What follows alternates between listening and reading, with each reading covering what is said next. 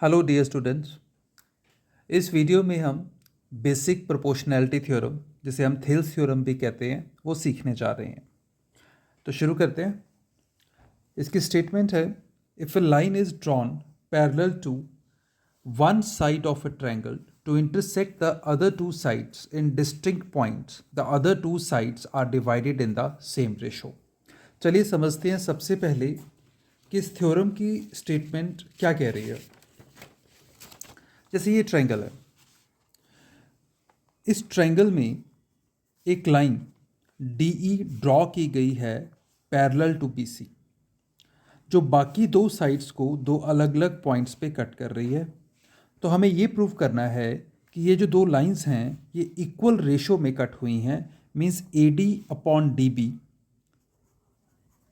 Is equals to AE upon EC। चलो देखते हैं ये कैसे होगा। तो सबसे पहले जो हमारे पास गिवन है वो यही है कि ये जो DE लाइन है वो BC के पैरेलल है, और ये मैंने आपको अभी बताया कि इसको हमने प्रूव करना है। तो इसको प्रूव करने के लिए हम ज्वाइन करेंगे BE को CD को। उसके बाद हम DM परपेंडिकुलर ड्रॉ करेंगे AC के ऊपर, और EN परपेंडिकुलर ड्रॉ करेंगे AB के ऊपर। आगे चलने से पहले आपको दो बातों का पता होना ज़रूरी है। जैसे एक ये ऑब्ट्यूस एंगल ट्रायंगल है। ऑब्ट्यूस एंगल ट्रायंगल में ये एंगल 90 डिग्री से बड़ा है। जो ऑल्टीट्यूड आता है वो ट्रायंगल के बाहर आता है, और एरिया ऑफ ट्रायंगल का फॉर्मूला होता है हाफ इंटू बेस, यहाँ पे बेस BC हो जाएगा, एंड हाइट इज 80। तो जनरली बच्चों को लगता है कि ऑल्टीट्यूड ट्रायंगल के अंदर होता है, बट ऑब्ट्यूस एंगल में ऑल्टीट्यूड बाहर भी आ सकता है। तो ये एक फैक्ट हो गया। दूसरा फैक्ट ये है कि अगर दो पैरेलल लाइंस में, जैसे ये दो पैरेलल लाइंस हैं, इसमें एक फिक्स लेंथ लेकर एक बेस मानकर हम ट्रायंगल बनाएं, जैसे ये ट्रायंगल ये यहाँ पर है, और कहीं भी आप दूसरी ट्रायंगल बना दो सेम बेस के साथ बिटवीन टू पैरेलल लाइंस, तो इन दोनों का जो एरिया है वो सेम आता है दोनों ट्रायंगल्स का। मीन्स अगर मैं एक और ट्रायंगल भी बना लूँ बहुत दूर से पॉइंट लेकर भी, उसका एरिया भी, इन तीनों का एरिया अब सेम हो जाएगा। So triangles on the same base between parallels have equal area. तो इन दो रिजल्ट्स के साथ हम प्रोसीड करते हैं। तो सबसे पहले मैंने क्या लिया है प्रूफ में, एरिया ADE, ये ट्रायंगल है ADE अपॉन एरिया BDE, ये है BDE। इन दोनों का एरिया ऑफ ट्रायंगल का फॉर्मूला होता है half into base into height. तो हाफ ADE के लिए बेस हो गया AD और हाइट होगी EN। So half ADEN divided by BDE। BDE के लिए ये ऑब्ट्यूस एंगल ट्रायंगल होगी, ये ऑब्ट्यूस एंगल बन रहा है, तो इसका जो ऑल्टीट्यूड है वो EN बाहर की तरफ होगा। So half into base BD and altitude EN।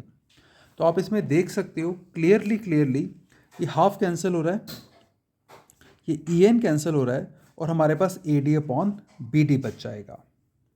उसके बाद दोबारा से दूसरी साइड की तरफ से ADE ट्रायंगल और DEC triangle. Area of triangle का फॉर्मूला दोबारा से हाफ AE बेस, ये बेस होगा, और ये DM इस पर अल्टीट्यूड ले लेंगे हम, और इस तरफ हाफ EC बेस होगा और DM ही अल्टीट्यूड आएगा। सिमिलरली हाफ भी कैंसिल हो जाएगा, DM भी कैंसिल हो जाएगा, तो हमारे पास बचा AE अपॉन EC। अब ये जो हमने प्रूव करना है AD अपॉन DB, ये यहाँ पे आ गया, AE अपॉन EC ये यहाँ पे आ गया। इन दोनों को हमने इक्वल करना है। ये इक्वल हो जाएंगे अगर ये दोनों इक्वल हो जाएं।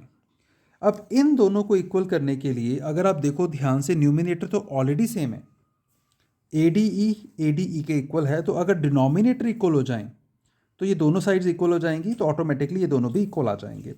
अब डिनोमिनेटर है क्या, BDE और दूसरा DEC। अब अगर आप ध्यान से देखो जो बात मैंने आपको यहाँ बताई थी, ये दो पैरेलल लाइंस हैं और इन दोनों का बेस सेम है।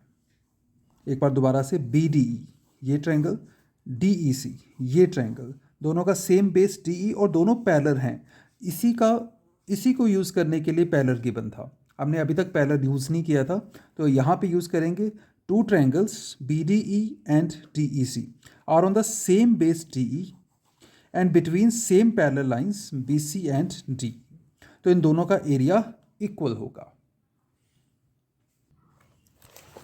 तो नेक्स्ट इज कि अब अगर ये इन दोनों का एरिया इक्वल आ गया है, तो जैसे यहाँ पर हमारे पास ये दोनों इक्वल आ चुकी हैं, ऊपर वाला ऑलरेडी इक्वल था, तो ये दोनों पोर्शंस इक्वल हो गए।